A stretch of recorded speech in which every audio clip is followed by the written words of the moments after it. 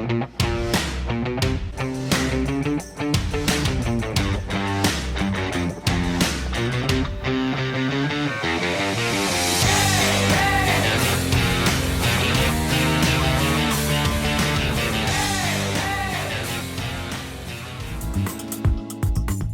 Rosie and Bill Show wish to thank our partners and Positivity primary sponsors.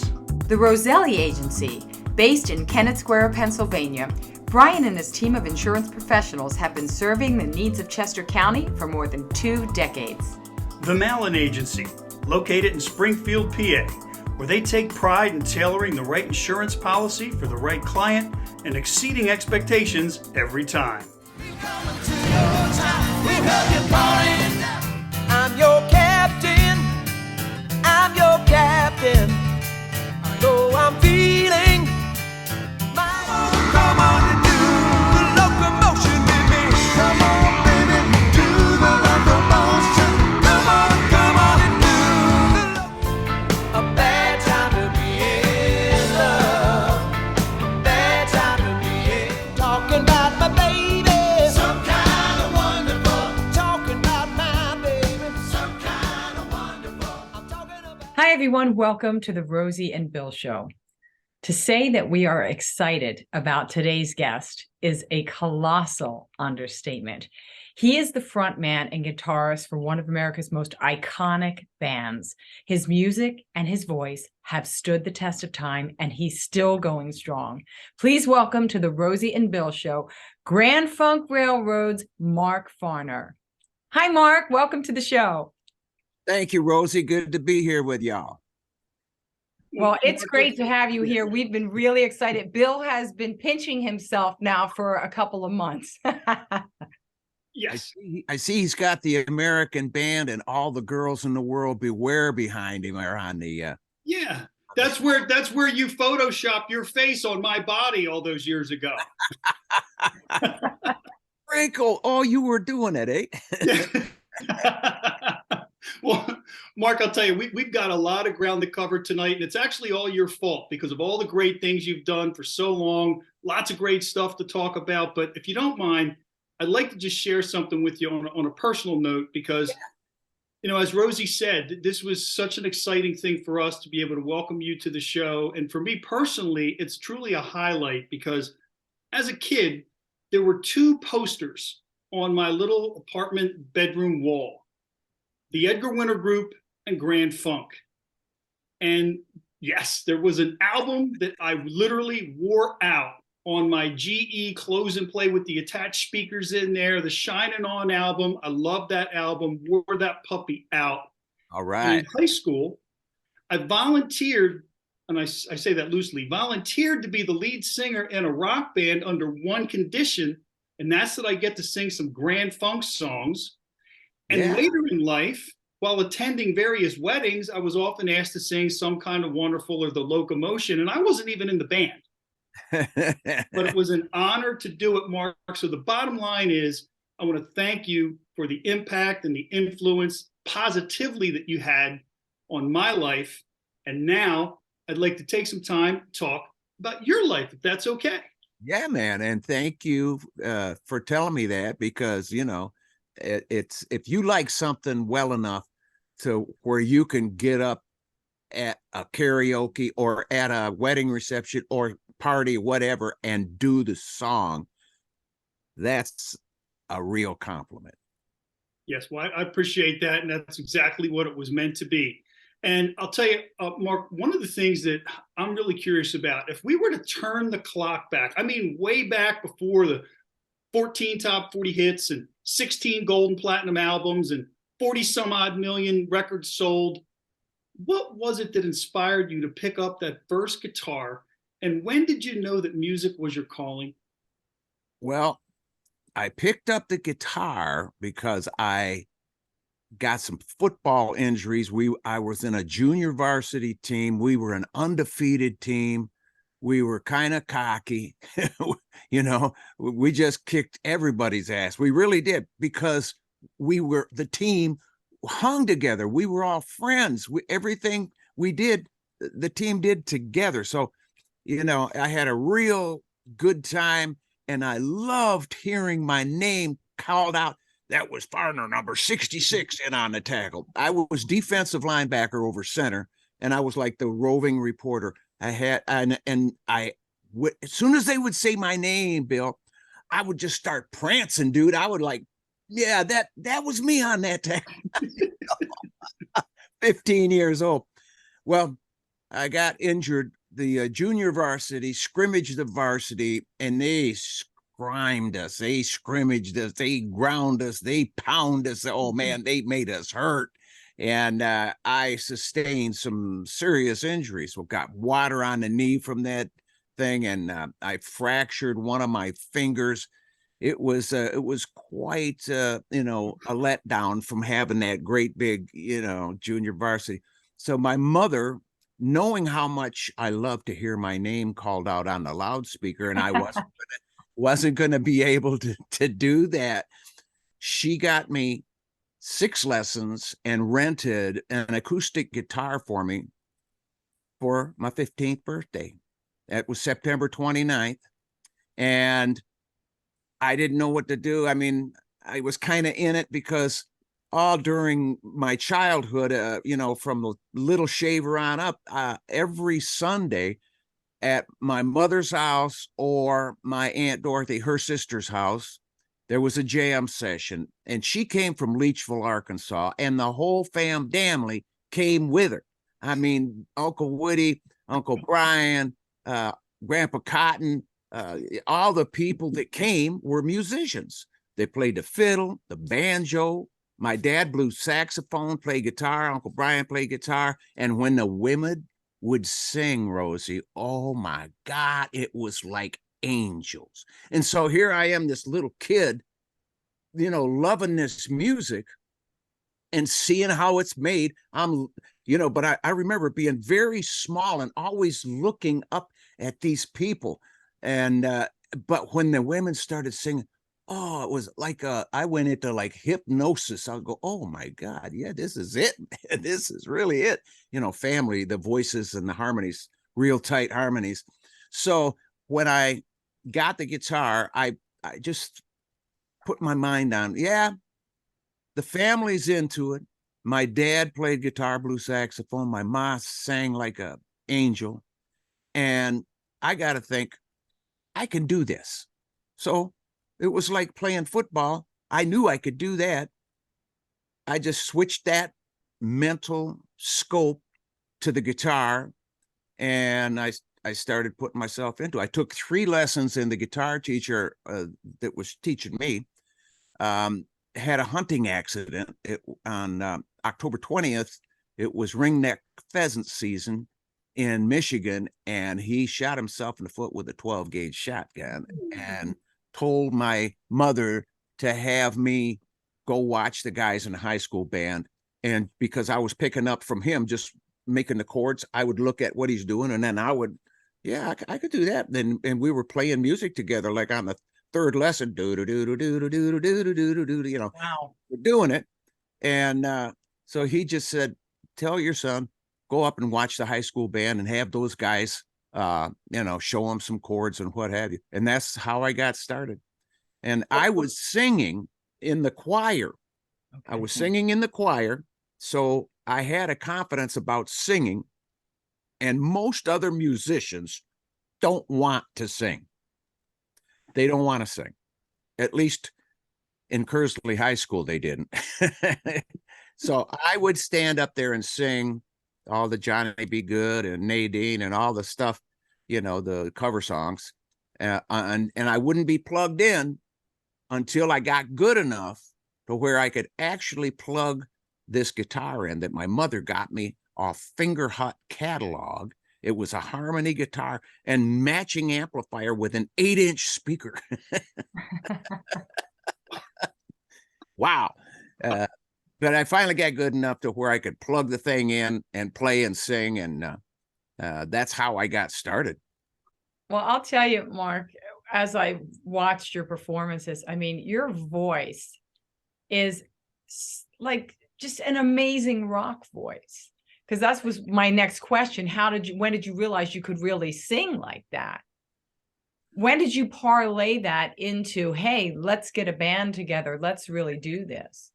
Yeah, when we were playing, we would do, high school proms, and back then, DJs would do hops every weekend. There would be DJs doing hops all over the place in Michigan, and sometimes they would hire a band. Of course, it was cheap for them because we would just want to hang around those DJs, and we want them to play our music when we, this is how we got our first record played on WTAC in Flint, Michigan. But we played roll air rink, we played some outside things, and there was people way in the back, and I'm singing a cover song, and I'm just singing it the way it's supposed to be sung, and then I went way up because I could hit clear notes. I did an octave of where I was singing, and I went up there for a while, just a little bit, and everybody kind of turned around and looked at me, and I went, ooh, what was that? They like that. It was like, and so I did it a few more times that night, and I said, did you guys notice? And they said, oh yeah, we noticed. We didn't know you could do that. I said, well, I kind of just been singing the songs, but I felt led to just do a little improv thing there.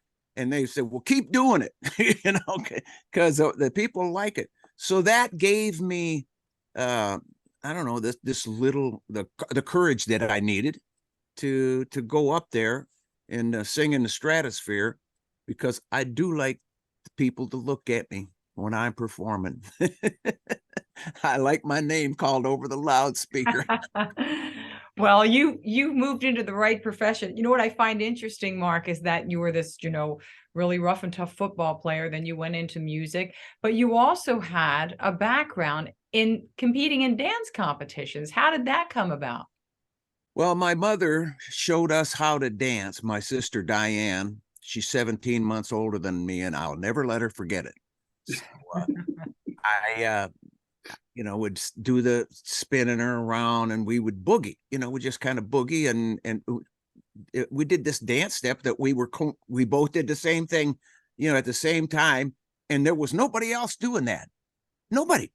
So when I would spin her around and twirl her, and then we'd do a little get back and little freelance stuff, people were looking at us. That's almost as good as getting your name called over hey, they're looking.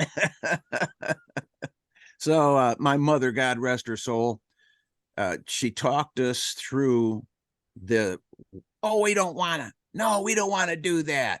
And then she says, you get your butt out here. You need to do this. You kids need this exercise. You need to coordinate and do this. And once she showed us how, it was like, oh, forget about it. Now she can't get us to stop. That. And so we went at many dance contests that we entered. We were the winners, just mainly because we were doing stuff together. We looked like it was coordinated, That's choreographed. Yeah, and I'll bet you they called your name out when you won too, right? Oh yeah. Mark and Diane and Mark. Well, Mark, you've said a lot about some of the influences that your mom and dad had, on you musically and with dance. But there's also a couple other things that I believe, really are a source of pride for you as well when it comes to your parents. And that was, your dad served in World War II, and your mother had a very special distinction when it came to welding in World War II. Can you share that story with our viewers? Yes. Well, my father was a tank driver in the 7th Armored Division, and my mother was the first woman in the United States to weld on Sherman tanks at Fisher Body in Flint, Michigan. Mm-hmm. And I remember her picture, her being up on the tank. She's got her striker in one hand, the helmet's tipped back, and she's got her fist clenched like, we can do this. It's like, yeah, Ma, you damn right we can. And my dad returned from the war with 4 Bronze Stars. He was in 4 major battles, and a lot of tank drivers didn't even get to see the second because the Sherman tank was inferior to the Panzer, to that German Panzer. Forget about it. It'd take like 3 Shermans to take out a Panzer. Yeah, I remember seeing that in was it the Battle of the Bulge? You could really see that played out in that movie. Yes. In some of those tank fights back then. To your point exactly, but yeah. One thing, Mark, I've noticed over the years is that you are truly a rock patriot. You've done a lot to honor and support folks who served, and does that kind of trace back to your parents and the role that they had? Is that where that came from? Yes, and all of my dad's brothers. So there was 4 sons. My grandma and grandpa had 4 sons, and they all went in the military. My uncles all served. Everybody served. It was the right thing to do. It was a proud thing to do. And I just, as me having my heart, I love people who are real and people who would risk their safety to guard ours, to provide our safety. And I know from, early on when it was like when I was just a little shaver, and I would say, well, what? My dad would say to do something. My mother would tell me to do something. Say, somebody tell me to do something. I'm going, well, why? Because I said so. And, that had to be enough. Right. Because I said so. And if that wasn't enough, it was enforced and became enough. So soldiers remind me of that situation. Well, why? Because I said so. And that's all they get. They don't know the scenario. They don't know who started this war, what it's all about. They just know that their country, the higher up, sent them there, and there they are, and they're going to follow orders. They're so innocent in that respect, but brave beyond any doubt. And the fact that there's an average of 22 of our veterans are committing suicide every day, 22 a day. It's just something in the milk ain't cream there, folks. They're not getting treated right. They're not getting the right welcome back, to weave this soul back into society after being exposed like that. And so many of our Vietnam veterans, our brothers and sisters, came back with this Agent Orange poisoning, and we've lost a lot of them due to that. And when I go to the hospitals and I see these young kids, man, with, no legs, or they're missing an arm, or this, it's like, God, I've got sons. I've got 5 sons, and I thank God for their health. Our youngest boy, Jesse, we lost him in 2018. He had an accident 2010, and he was quadriplegic on life support, and he lived here in the house with us. And that's a tragic thing, and it's never should happen that a child should go before the parent. No. But it's a life lesson. It's become a life lesson, and it's it helps us to speak with other people that are going through the same thing, and maybe shed a little light. But we're always shedding a little love on the situations, because really that's what the world is absent of. And that love is total forgiveness. That's what love is. Total forgiveness. Don't let shit gather in the closet. You got to get rid of that stuff. Get that debt consciousness out of our mind, because debt is accumulative in its weight. and we don't keep track of it. I mean, not just money debt. Debt's part of it, but the unfulfilled expectations of other people. They, and especially if it's somebody in the family and they talk to somebody else in the family, and then everybody's like calling you going, "Hey man, what's up?" It's like, what? You were moved from a place of comfort by this indebtedness. And what about, holding ourselves up, having regret? We put ourselves in debt. We need to release all of that and let that little bugger down in there that was born into this bone suit, let that little person shine. Let it come out and uncover all of the crap that's been weighting it down. Because like I said, debt is accumulative in its nature. And we don't know that because we don't have a gauge. There's nothing we can look at and go, debt is all imaginary. It's all imaginary, but we got great imaginations. And a lot of power there, Mark. And well, first of all, I want to say that Bill and I are very sorry to hear about your son. That's tragic. Thank you. And I love what you just said about, the missing ingredient is love. And we are hard on ourselves, and it's crippling when that debt that you just spoke of. And I understand that this message comes through in your songwriting. Mm-hmm. Is that what inspires you the most, do you think, when you write? Yes, absolutely, Rosie. And what I have experienced in setting myself free, because you're the only one, I'm the only one. You can set yourself free. No one else can. You, Rosie, set yourself free. And Bill, we all individually have the keys, but we weren't taught this. But once you start getting rid of these things, and I still, before I slip my feet out onto the floor in the morning, I'm praying to God, please show me where those anchors are. Where am I still harboring this debt? What am I still holding? I want to release it, because you know something? When you release it, oh my God, oh, that is the shit. It really is. This is what I live for. Just, oh yeah, that was, as soon as you realize what it is, it's gone.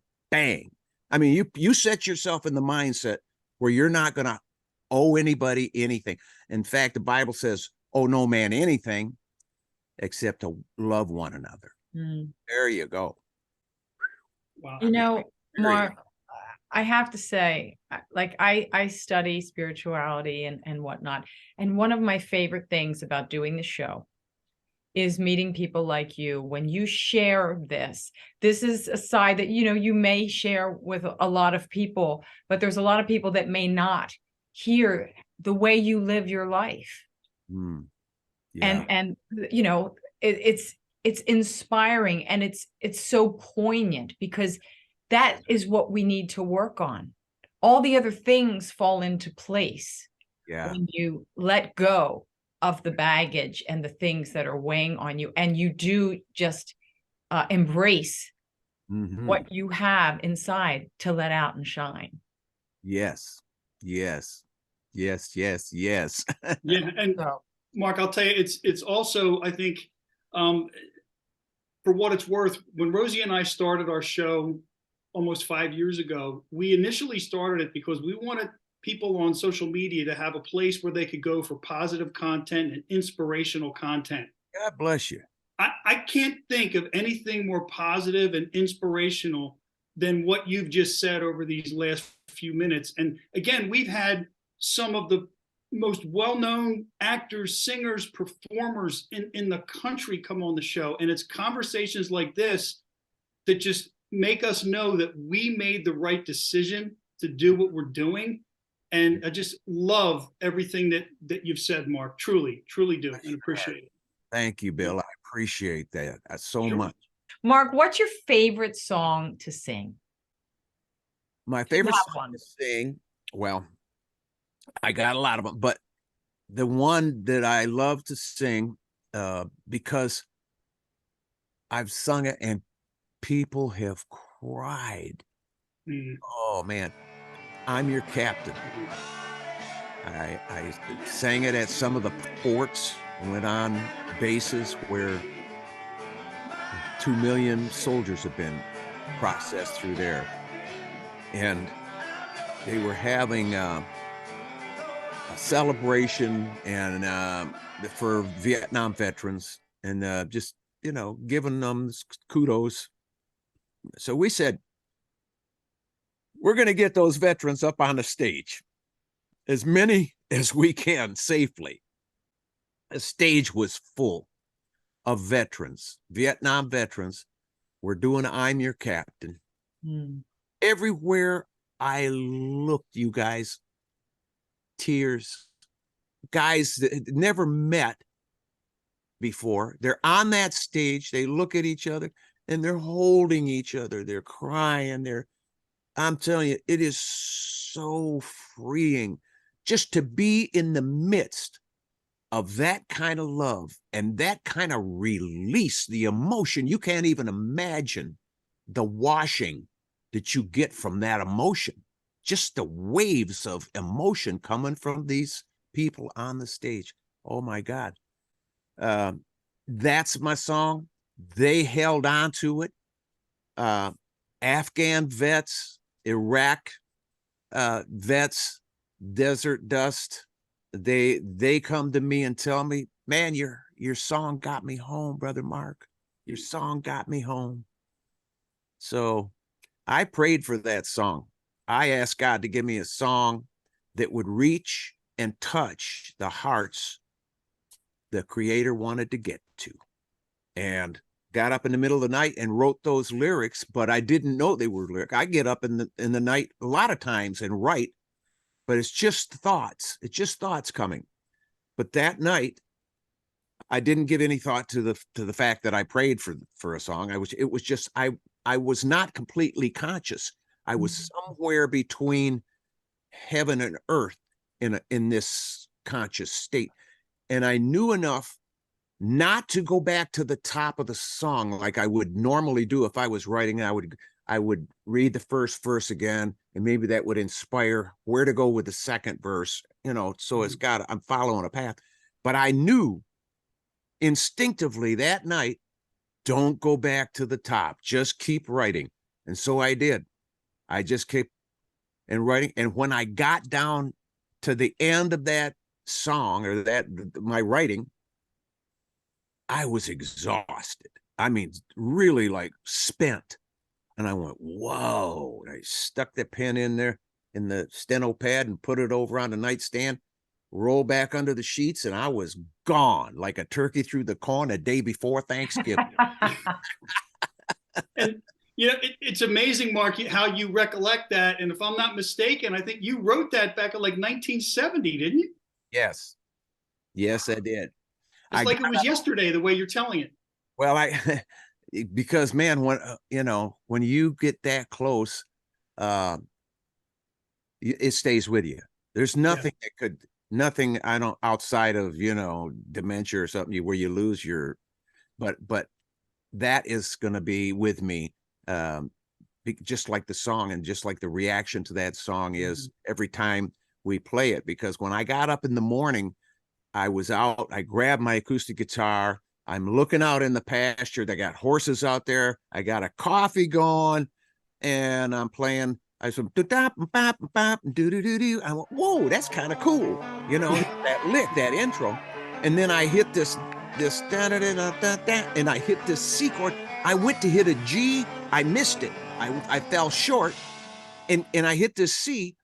But when I hit that C, that inversion of that chord chimed like, wow. I said, that is beautiful. And I'm memorizing where my fingers are on the fretboard. And I'm thinking at that moment, it came to me, maybe those are lyrics. And I went, oh, I ran in, I got the lyrics, put them down on the table. And I had this little Sony cassette recorder. I hit the red button and started playing it and reading the words and singing it. And it just all came together. It all came together. And then when Tommy Baker, who was the band leader of the Upbeat show, when he heard me, I was playing it for David Spiro. His dad, Herman Spiro, owned the TV station. And on the show that day was James Brown, there was Mitch Ryder and Otis Redding, all on the show that day. And I was excited to just be playing with these guys. And I'm showing David, who always took these wind up 8mm camera. He always had that thing going. And he says, "What is that song?" And I said, "It's a new one that we just going to do over here at Cleveland Recording." And I'm playing it for him, and everybody, he's going, "Oh man, I'm liking it." But then the band leader, Tommy, comes over. Tommy Baker goes, "What is that song?" I told him it's called "I'm Your Captain." He says, "Man, this leave me some room for the orchestra. I got violins going in my head. I got French horns going in my head. I got all this stuff going on." He says, "Keep going on the refrain. When you get done," he says, "when you're taking that refrain out, go until you can't go no more." And he says, "And then when you can't go no more, give me 10 more verses, or 10 more bars of it." And I'm go, "Okay." So we did. We got in the studio, kept going and going and going and going and going. And Tommy Baker, bless his heart, he came up with that orchestration for "I'm Your Captain," and he came up with the orchestration for "Loneliness" on the E Pluribus Funk. And those two, I always wanted to do those songs live. And we got to do that when we played the benefit concerts for Bosnia. And Paul Schaefer was the band leader. And when we did it in Detroit, it was with the Detroit Symphony, and we had Alto Reed from Bob Seger's band as a guest, as a special guest. And then we played in New York. We had Leslie West as a special guest at the Beacon Theater in New York. And in LA, we played the Greek Theater. And we had Slash and Billy Preston for special guest, and some of the best times, because you can't imagine. I always wanted to do this. And then David Fishoff, who runs the Rock and Roll Fantasy Camp, he's the guy that put it all together and made it happen. So playing and having Paul Schaefer, are you kidding me? Oh my God, band leader extraordinaire. And his favorite song of all time is "Bad Time to Be in Love." Forgot about it. Mark, is there anyone that you haven't played with that you wish you could? I wanted to jam with is it Daryl Hall? Yeah. Daryl Hall, yeah. I wanted to jam with him because I liked their stuff when they came out. The Private Eyes and some of the stuff. It's just really nice snare sound and kind of pop funk, pop music, and danceable. Talk about danceable. Yeah, it makes you want to dance. And so I thought it'd be nice to play some music with him. Now, Mark, what can your fans look forward to and expect here in 2023? You got anything on the horizon for the new year? Yeah, well, when we do our live shows, of course, I'm doing a lot of funk, and I'm doing some other special music, whatever I feel like. I wrote a song called "Hoochie Mama," and sometimes we'll throw "Hoochie Mama" in there, and you wanna see some people get down and get funky and dance. It's kind of like Some Kind of Wonderful. We do that because it's the shuffle, ba-boom, ba-boom, ba-boom, and then Hoochie Mama but it's a down and dirty shuffle. So you kind of get these ladies out there slinking around, really good Hoochie Mamas. And as far as releases, I've been working with Mark Slaughter. We're doing some work together on a new album that we're putting together. And it's kind of fun. I mean, I'm not that good at computers, but I'm learning. I'm learning how to send a file after I sing up on my microphone. Then I can send it to the Dropbox, and then he gets the file and he pulls it in to the DAW, and there it is. And he sends it back to me mixed in. I'm thinking, man, this could have never happened. I mean, I hate computers because they're way smarter than I am. I can't figure out, I can screw one up faster than anybody.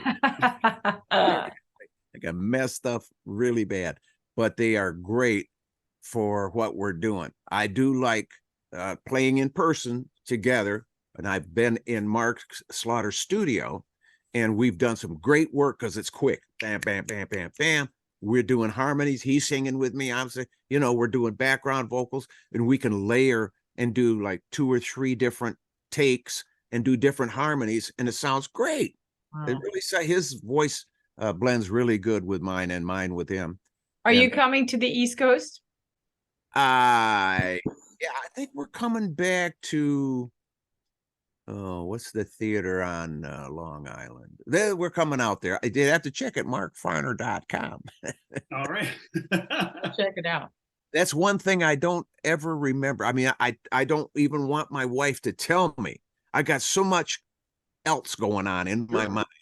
I got to wait until like the day before. I can know we're going someplace. I just don't want to know where until the day before, So that's never a good idea. Yeah. I think there's something to that, Mark. Well, Mark, I have to tell you, again, as I said in the very beginning, it was truly a highlight for both of us, for you to join us. And before we go, I just want to say thank you again for all of the music, all of the joy, the love, the freedom, the rock and roll, the inspiration that you've brought to so many. And on behalf of the millions of people that you've inspired and enlightened and brought joy to over the years, we want to thank you. We want to thank you again for joining us. And you know what? I'm already hoping that at some point down the road, maybe when your new album's ready, we can have you back. Yeah. Thank you. I appreciate your kind words, Bill. And Rosie, I appreciate your conjecture and where you're at spiritually, what you like to talk about. And I just want to encourage you guys to follow your hearts. You got good hearts. I just, I could be in a room with you guys and we would figure some shit out. I believe it. Yeah. I know it. Yeah. Definitely. Mark, it has been just wonderful getting to know you, and we appreciate you sharing your talent with us and with the rest of the world, as Bill said. So we wish you all the best. Say hello to your wife. Keep running on that farm, keep it in shape, and we will do the same. And folks, thank you so much for tuning in. We hope you've enjoyed the show, and we'll see you next week. Okay, if I don't see you in the future, I'll see you in the pasture. Faux show. And we'll end with that.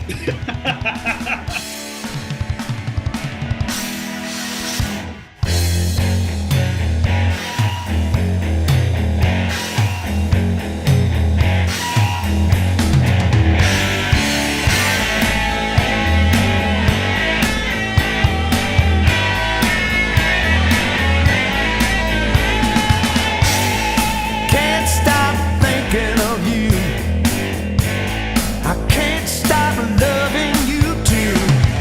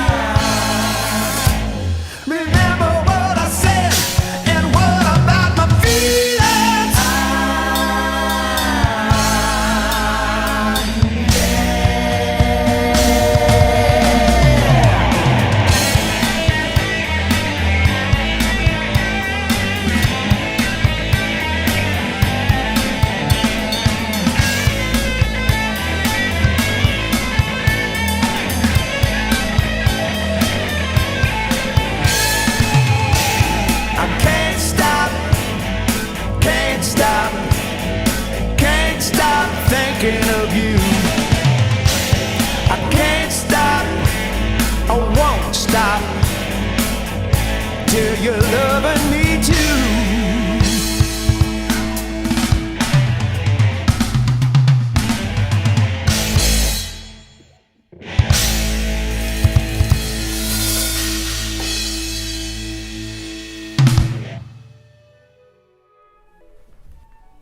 Thank you, darling. Like I said, it's about the music. Always has been.